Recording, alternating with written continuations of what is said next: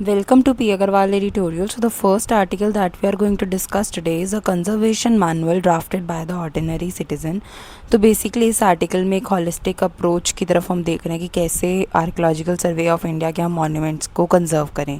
तो current scenario क्या है कि पीएम मोदी सिटीजन्स को रिमाइंड करते हैं कि हमें फ्रीडम फाइटर्स को ऑनर करना चाहिए और जो हमारे मेथड्स हैं हम वो सेम ही यूज़ करी जा रहे हैं। जो आर्कियोलॉजिकल सर्वे ऑफ इंडिया वो भी क्या करता है, मेनली कुछ मॉन्यूमेंट्स को सिलेक्ट कर लेता है, उनको आइसोलेट करके रिपेयर पॉलिश वगैरह कर लेता है।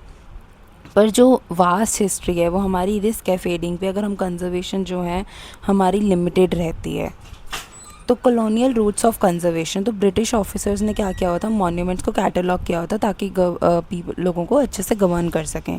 तो जॉन मार्शल्स की जो कंजर्वेशन मैनुअल 1923 है उसने क्या प्रैक्टिस शेप करी कि हम रिपेयर करें प्लस साइट्स को गार्डन्स में टर्न कर दें। तो स्टिल अभी भी इन्फ्लुएंस करते हैं 3600 ASI मॉन्यूमेंट्स जो है वो इसी तरह मैनेज हो रहे हैं।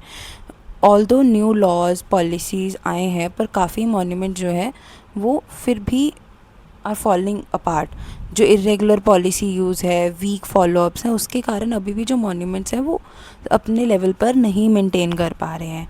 तो अब गवर्नमेंट ने क्या किया कि कॉर्पोरेट्स को इनवाइट करा है। जब खुद हैंडल नहीं हो रही हैं चीज़ें तो कॉर्पोरेट्स को इनवाइट करो, क्योंकि उससे वो चीज़ें ज़्यादा अच्छे से मैनेज करते हैं, वो अपना काम ज़्यादा टाइम टू टाइम करते हैं और फॉलोअप्स लेते रहते हैं ताकि वो मॉन्यूमेंट्स को अडॉप्ट करे और उनको गवर्न करे।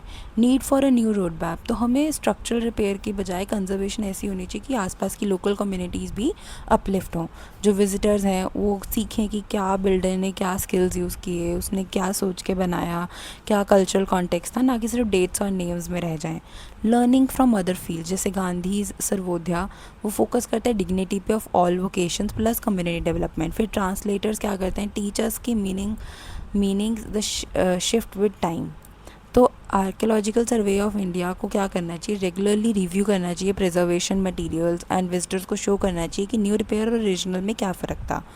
वाइल्ड लाइफ बायोलॉजिस्ट, तो इकोसिस्टम की थिंकिंग क्या कहती है कि मॉन्यूमेंट्स को हम water bodies, forest, villages in सब के साथ कनेक्ट करें, ना कि उनको आइसोलेट करें प्रिजर्व करने के लिए सिर्फ। और माइकोलॉजिस्ट क्या कहता है, फंजाई एक्सपर्ट्स कि जो स्मॉल फॉरगॉटन मॉन्यूमेंट्स हैं वो प्रोवाइड कर सकते हैं कम्युनिटी बेनिफिट्स, वाटर रिचार्ज या टूरिज़्म, सेफ्टी, हैबिटेट्स। तो इन सब से भी चीज़ें कंजर्व होंगी, तो उनको अलग करने से तो उल्टा ही जंग खा जाएंगे, मतलब ख़राब हो जाएंगे। पर अगर आपस में कम्युनिटी भी अपलिफ्ट होगी, लोग सीखेंगे तो बेटर है। इकोनॉमिस्ट, तो value is equal to how things work not just how they look. तो हम रीस्टोर करें, जैसे example restore havelis ventilation instead of just repainting. हम हाईलाइट करें scarcity to justify bigger budgets. हम यूज़ करें creative destruction, example turn submerged temples into labs for underwater heritage research. Citizens का रोल, तो कंजर्वेशन क्या है, पोजिशनल है, कॉन्टेस्टेड है, डिफरेंट पीपल उसको अलग नज़रिए से देखेंगे। सिटीजन्स को क्या करना चाहिए, जैसे स्टोन्स को रीड करना सीखें, उनसे स्टोरी समझें, बिल्डर्स के क्या बाइसेस रहे, क्या कल्चरल मैसेजेस थे। मॉन्यूमेंट्स को as mirrors of history use करें to challenge our own prejudices. India को एक खुद से एक मॉन्यूमेंट की तरह देखें जिसकी कोई वॉल्स नहीं है, हम प्रोटेक्ट करें, heritage is protecting ourselves. Core messages की जो कंजर्वेशन है वो जानी चाहिए रिपेयरिंग स्टोन से आगे तक, वो इम्प्रूव करें lines of surrounding communities, visitors को हम कल्चरल डेप्थ के बारे में सिखाएं, डाइवर्स एक्सपर्टीज़ लाएं जैसे कि ट्रांसलेटर्स, साइंटिस्ट, इकोनॉमिस्ट, एम्पावर करें सिटीजन्स को to take part. A new holistic conservation manual is needed to secure monuments and keep history alive for the future. तो नेक्स्ट आर्टिकल हमारे पास है इथेनॉल ब्लेंडिंग इन इंडिया। तो basically what is E20 petrol. तो E20 petrol में क्या होता है कि पेट्रोल के साथ 20% इथेनॉल मिक्स है। तो हमने ये जो टारगेट है अपना 5 साल पहले ही अचीव कर लिया है।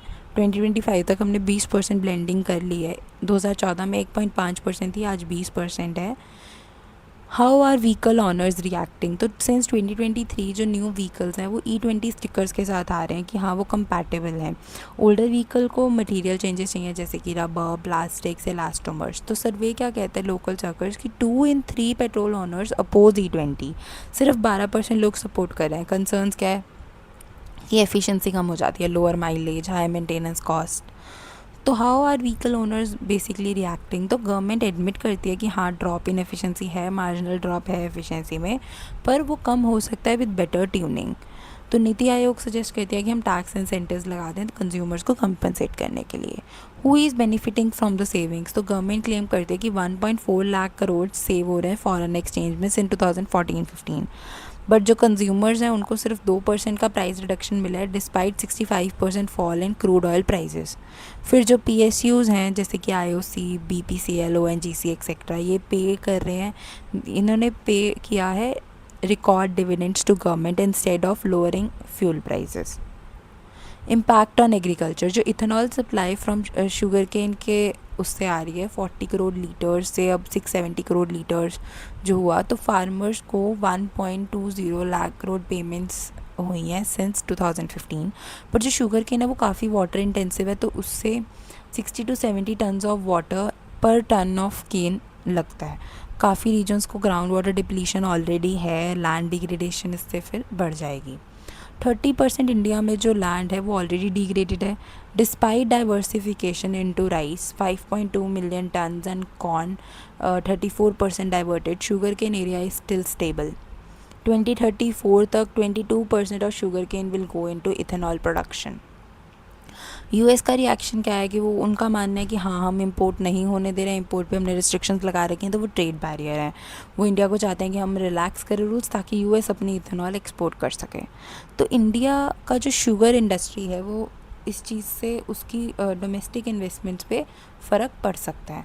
एनवायरनमेंट एंड EV ट्रांजिशन, तो गवर्नमेंट कहती है कि जो E20 है उसने कट कर दिया है 700 lakh tons of CO2 emissions, पर EVs reduced far more emissions.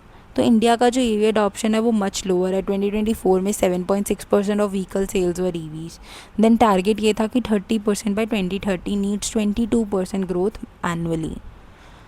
Environment and EV transition, challenges to EV adoption in India, dependence on rare earth metals mostly from China, supply crunch, Maruti and others delayed EV production। फिर government अभी भी negotiate कर रही है China के साथ to secure rare earth metals की supply.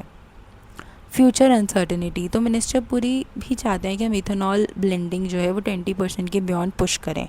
Government का अभी इस पर कोई डिसीज़न एक्चुअल में नहीं आया है। That's all for the articles today. Thank you.